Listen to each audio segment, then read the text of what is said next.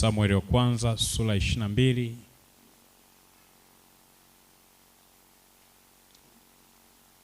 na tuanze ule mstari wa kwanza, tutasoma hadi ule mstari wa 5. Biblia inatuambia, basi Daudi akaondoka huko akakimbilia pango la Adulamu, na ndugu zake na watu wote wa mbali ya baba yake waliposikia habari hiyo wakamwendea huko. Na kila mtu aliyekuwa katika hali ya dhiki na kila mtu aliyekuwa na deni na watu wote wenye uchungu moyoni mwao wakakusanyika kwake, naye akawa jemedari wao. Nao walikuwa pamoja naye wapata kama watu 400. Kutoka huko Daudi akaenda Mispa ya Moabu, akamwambia mfalme wa Moabu, tafadhali ukubali baba yangu na mama yangu watoke huko waliko wakae kwenu, hata nitakapojua Mungu atakalolitenda kwa ajili yangu. Akawaleta mbele ya mfalme wa Moabu, nao akakaa pamoja naye wakati wote Daudi alipokuwa ngomeni. Kisha nabii Gadi akamwambia Daudi, usikae hapa ngomeni, ondoka ukaende mpaka nchi ya Yuda. Ndipo Daudi akaondoka akaenda zake akakaa katika msitu wa Helethi. Tuishie hapo. Baba, ninakushukuru kwa ajili ya siku nzuri ya leo na wakati huu ambao umeukubali sisi tuwepo mbele zako katika jina la Yesu Kristo.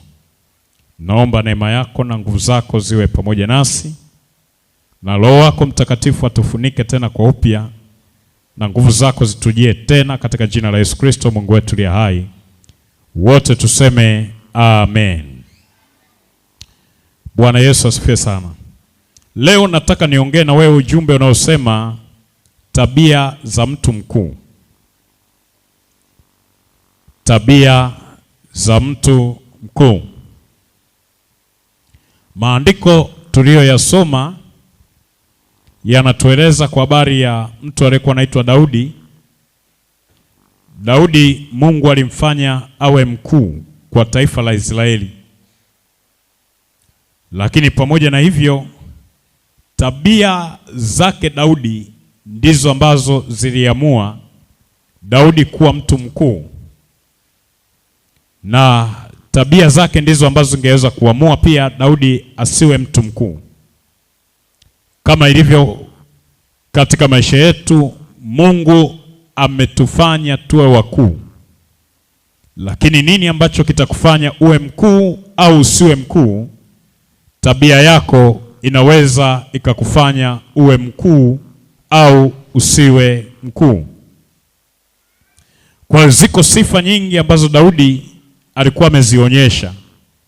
Moja ya kitu ambacho amekionyesha mahali hapa, Biblia inatuambia kwamba alipokuwa akipigana vita na baba yake Sauli alikuwa akimuinda akitaka kumuua. Kwa nini? Kwa sababu aliona dalili zote ya kwamba Daudi ana sifa ya kuwa mfalme katika nchi ya Israeli.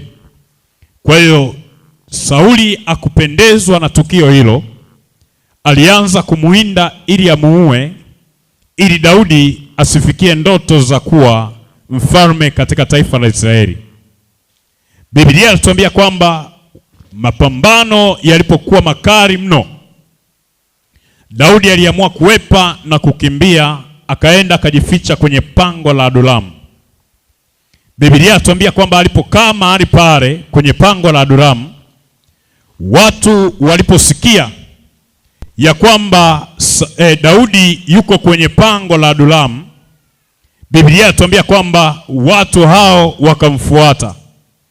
Watu waliomfuata ni watu wenye uchungu, watu waliokuwa na dhiki, watu waliokuwa na madeni, wote wakakusanyika kwa Daudi. Biblia inatuambia kwamba Daudi alipowapokea wale watu, akamchukua baba yake, akaenda akamficha kule Moabu, na baada ya hapo akaendelea kuwa na wale watu akiwatunza, na wale watu akiendelea kuyabadilisha mazingira kuhakikisha kwamba anakuwa salama, lakini pia anafikia mafanikio ambayo yamekusudiwa yaweze kufikiwa.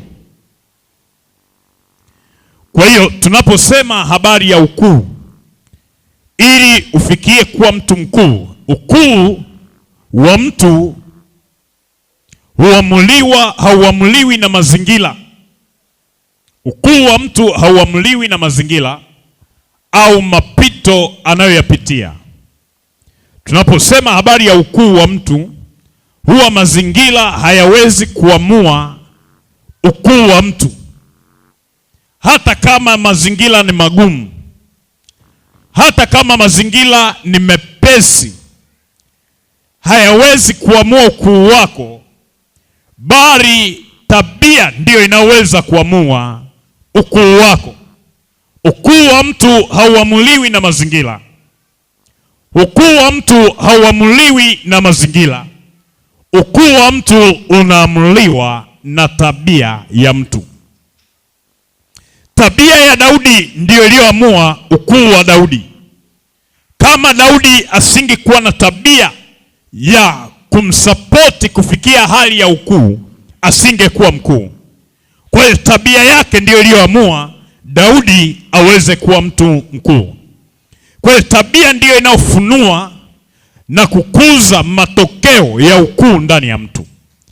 Tabia ndiyo ambayo inafunua. Tabia ndiyo inayotoa ukuu wa mtu uweze kuonekana na kuleta matokeo ya ukuu.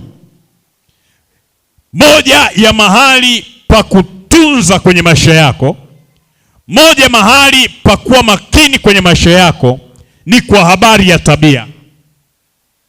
Tabia yako ndiyo inaweza kufanya uwe mkuu, au tabia yako ikakushusha usiwe mkuu. Kwa hiyo ukuu ni roho. Ukuu ni roho ambayo mtu anazaliwa nayo. Tunaposema habari ya ukuu, ukuu ni roho ambayo kila mtu anazaliwa nayo. Mtu anazaliwa na ukuu ndani yake. As a spirit, yenyewe ni roho. Hivyo matokeo ya huo ukuu, matokeo ya hiyo roho uliozaliwa nayo inategemea sana na tabia yako ulionayo. Nimesema ukuu ni roho ambayo mtu anazaliwa nayo. Na ndio maana kila mmoja ukienda kuangalia anawaza moyoni mwake mambo makubwa. Anatamani makubwa. Kwa nini? Kwa sababu kuna roho iko ndani yake ya ukuu. Bwana Yesu asifiwe sana. Siku moja niliwafundisha kwa habari ya silika kwamba mwanadamu ana silika kuu 5.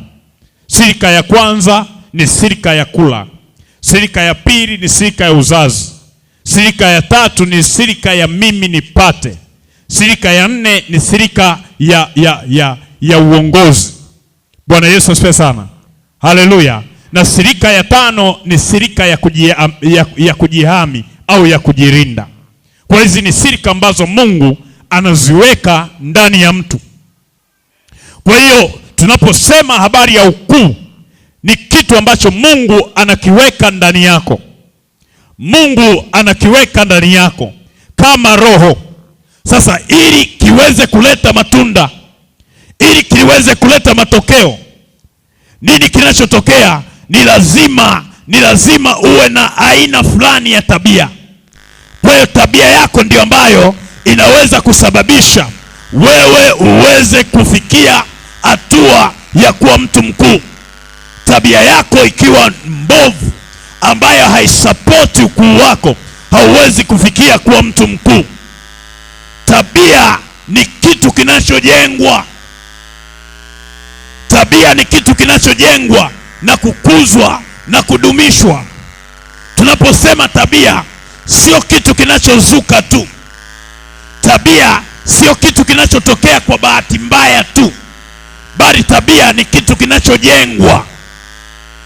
Tabia ni kitu kinachokuzwa, na tabia ni kitu kinachodumishwa, yani